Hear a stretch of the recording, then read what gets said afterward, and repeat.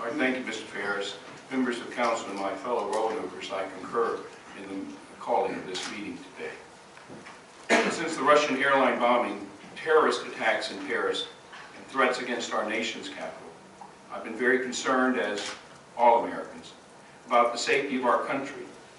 Over the last weekend, while I was out of state, I had discussions about the United States' response to the Syrian refugee crisis.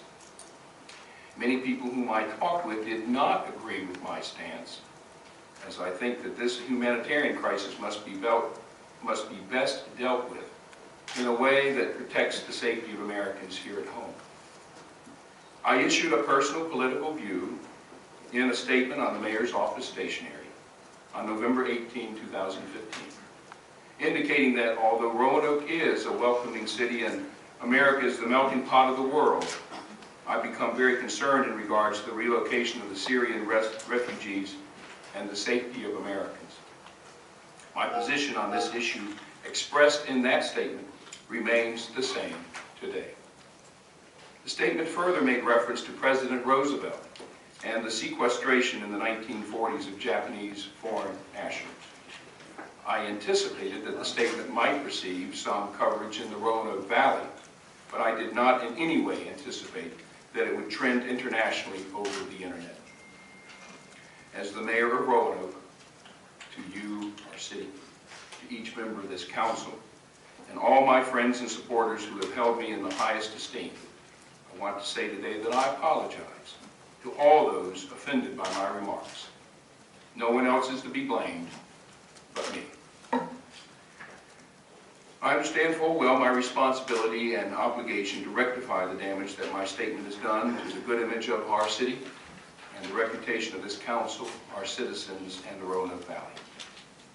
Please know that I did not intend to cause any pain or damage to the reputation of any person, or this great city of Roanoke, or the Roanoke Valley.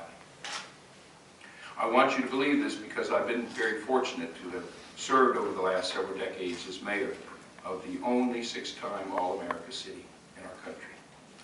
I'm so very proud of Roanoke. We're a city of openness and diversity. I want you to know and believe that I would do nothing to hurt our city, the Roanoke Valley, or this council. I've worked hard for 16 years to be a friendly mayor to all the 105 nationalities in our city, and I want to continue to do so.